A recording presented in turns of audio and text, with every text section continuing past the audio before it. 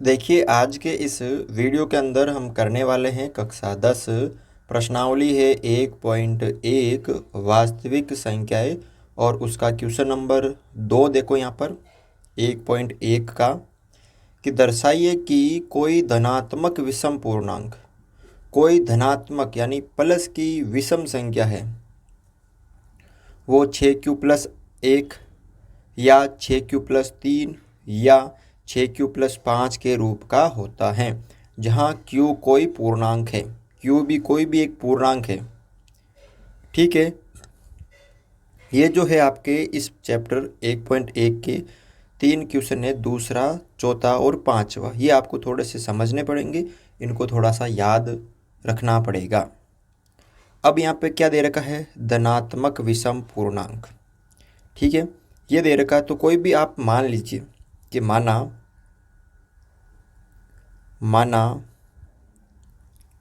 धनात्मक विषम पूर्णांक। मैंने क्या मान लिया? ए मान लिया। कोई भी एक विषम पूर्णांक मैंने क्या मान लिया? ए मान लिया। देखो, अब यहाँ पे क्या होता है? भाज्य बराबर ये भाजक होता है, ये भागफल होता है और ये आपके शेषफल होता है। ध्यान रखना, ये आपने पढ़ा होगा ना सूत्र, भाज्य बराबर भाजक इंटू भागफल प्लस शेषफल। तो जब हम 6 का भाग 1 के अंदर देंगे तो हमारा जो भागफल है वो आएगा Q और हमारा जो शेषफल आएगा वो आएगा R। यही होता है। तो हमारा जो यहाँ पे भाजक है वो हो गया 6, हमारा भागफल है वो हो गया यहाँ पे Q। ठीक है, और हमारा जो शेषफल है वो हो गया यहाँ पे R। ये थोड़ा सा आपको याद रखना पड़ेगा, जो यहाँ पे दे रखा होता है ना उसी को मानना है आपको। भाज्य बराबर भाजक, ये भागफल और ये शेषफल। ठीक है, अब देखो यूक्लिड विभाजन प्रमेय से, यूक्लिड विभाजन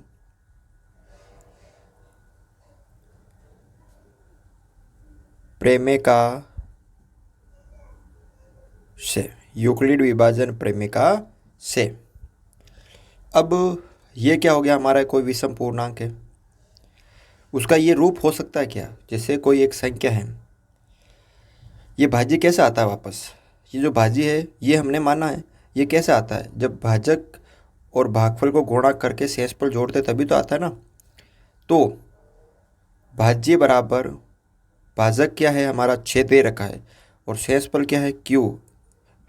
ये भागफल, भाजक हमारा 6, भाजक के बाद भागफल Q प्लस शेषफल हमारा क्या है? R। अब R का जो मान है संभव कब है, कौन से है? R का जो मान है भाजक से या तो 0 या 0 से बड़े और भाजक से छोटे। भाजक से छोटे ही होते हैं ना। R के संभव मान क्या क्या हो सकते हैं? R के संभव मान क्या क्या हो सकते हैं, यानी जो शेषफल है वो क्या क्या आ सकता है? या तो 0 तो अगर आएगा, उसके बाद जो भाजक है ना उससे छोटे है, तो भाजक यहाँ पे 6 है तो 6 से छोटा 1 भी आ सकता है, 2 भी आ सकता है, 3 भी आ सकता है, 4 भी आ सकता है और 5। ये आएंगे इसका R का संभव मान। ठीक है ना, थोड़ा सा समझें। R के संभव मान है वो ये आएंगे। अब अगर मैं R बराबर 0 रखता हूँ, शेषफल बराबर 0 हो तो क्या है आपका? ये रहा A बराबर 6Q प्लस R की जगह 0, तो क्या आ गया यहाँ पे? A बराबर 6Q। अगर R बराबर 1 हो तो, R बराबर 1 हो तो A बराबर 6Q प्लस R की जगह मैंने 1 रख दिया। अगर R बराबर 2 हो तो, अगर R बराबर 2 हो तो A बराबर, जहाँ पे आपको R नज़र आ रहा ना वहाँ मान रखना है, 6Q प्लस 2। अगर R बराबर 3 हो तो A बराबर 6Q +3। अगर r बराबर 4 हो तो a बराबर 6³ + 4। और अगर r बराबर 5 हो तो a बराबर 6³ + 5। ये क्या है, r के मान हमने जो संभव मानते हैं 0 से लेकर 1 2 3 4 5, वो हमने रख दिए किसमें, इसमें। तो हमारा ये कुछ इस तरह का रूप आ गया। ठीक है, कुछ इस तरह का ये आ गया। अब यहाँ पे देखो, क्या इसमें जो हमसे पूछा गया वो आ रहे हैं या नहीं आ रहे हैं। हमसे क्या पूछा यहाँ पे, 6³ + 1 आ रहा है, हाँ आ रहा है। उसके बाद 6³ + 3 भी आ रहा है और 6³ + 5 भी आ रहा है, सब आ रहे हैं इसमें। तो इनमें से कोई भी एक रूप हो सकता है, कोई भी एक रूप हो सकता है। ठीक है ना, कोई भी एक रूप हो सकता है। तीनों के तीनों आ रहे हैं ना, तो कोई भी एक इसमें हो सकता है। तो आपको यहाँ पे एक नीचे लाइन लिखनी है, आपको लाइन लिखनी है कि अतः कोई भी धनात्मक विषम पूर्णांक 6³ + 1 या 6³ + 3 या 6³ + 5 में से किसी भी एक रूप में लिखा जा सकता है। हम लिख सकते हैं किसी भी विषम संख्या के जो है, हम उसको इस रूप में लिख सकते हैं। ध्यान से देखना कि जब उसका भाजक ये हो 6 तो हम उसको लिख सकते हैं। ठीक है ना, तो इस तरह से आपको ये क्वेश्चन करना है, सरल। क्वेश्चन नंबर 3 देखो, किसी परेड में 616 सदस्यों वाली एक सेना है।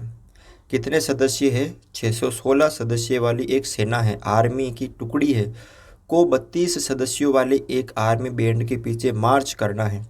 दोनों समूहों को समान संख्या वाले स्तंभों में मार्च करना है, यानी परेड करनी है। तो उन स्तंभों की अधिकतम संख्या क्या है जिसमें वे मार्च कर सकते हैं। तो अधिकतम पूछा है, तो इसका मतलब यहाँ पे HCF पूछा है। क्या पूछा गया है, HCF, यानी कुल 32 बैंड वाले हैं। बैंड वाले आगे चलेंगे और आपके जो ये परेड वाले हैं, जो आर्मी वाले हैं, वो पीछे चलेंगे। तो ये कह रहा है कि एक जो स्तंभ है, यानी खड़ा, जैसे 1 2 इस तरह से एक स्तंभ में कितने रख सकते हैं। लंबी तो बनेगी, लेकिन एक आगे वाली जो पहली स्तंभ है उसमें हम कितना रख सकते हैं, यानी अधिकतम जो संख्या पूछी वो है HCF। तो यहाँ पर स्तंभों की जो संख्या होगी ना, स्तंभों की संख्या वो किसके बराबर होगी, 616 व 32 का HCF। क्या होगा, 616 व 32 का HCF होगा। तो अब हम इसको किस विधि से करेंगे, यूक्लिड विभाजन प्रमेय से करेंगे। तो देखो 616 जो है बड़ी है, किससे, 32 से बड़ी है। तो 32 का भाग हम किस में देंगे, 616 में हम देंगे। तो ये पहली बार जाएगा 19 बार, तो 608 आ जाएंगे। फिर 16 में से 8 गए तो 8, फिर उतारा ये 32, 8 चौक 32। तो भाग कितने चरणों में पूरा हुआ, 2 चरणों में। तो यहाँ पे आपको लिखना है कि यूक्लिड विभाजन प्रमेय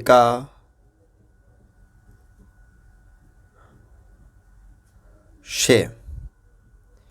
ठीक है, तो चरण पहला चरण क्या है कि भाज्य कितना है, 616 बराबर भाजक कितना है, 32 इंटू भागफल कितना है, 19 प्लस शेषफल कितना आया, 8। तो यहाँ शेषफल बराबर नहीं है 0 के, यहाँ शेषफल बराबर नहीं है 0 के। उसके बाद चरण 2 में देखो, ये हमारा भाज्य हो गया 32, भाज्य बराबर भाजक हो गया हमारा 8 इंटू भागफल हो गया हमारा 4 प्लस शेषफल हो गया 0। तो यहाँ शेषफल बराबर 0 है, यहाँ शेषफल बराबर क्या है, 0 है। जहाँ सेंस पर 0 आ जाता है उसका जो भाजक होता है ना वही क्या होता है, HCF होता है। तो अतः यहाँ पर क्या लिखोगे कि 616 व 32 का HCF, 616 व 32 का HCF 8 होगा। ठीक है, क्या होगा, 8 होगा। तो हमने क्या किया था कि 616 और 32 का जो HCF होगा वही क्या होगा, स्तंभों की संख्या होगी। तो यहाँ इस प्रकार स्तंभों की अधिकतम संख्या, स्तंभों की अधिकतम जो संख्या है वो क्या होगी आपके यहाँ पर, 8 होगी। ठीक है, तो आप इस तरह से ये क्वेश्चन सरल कर सकते हो। वीडियो अच्छा लगा तो वीडियो को लाइक और चैनल को सब्सक्राइब ज़रूर करें।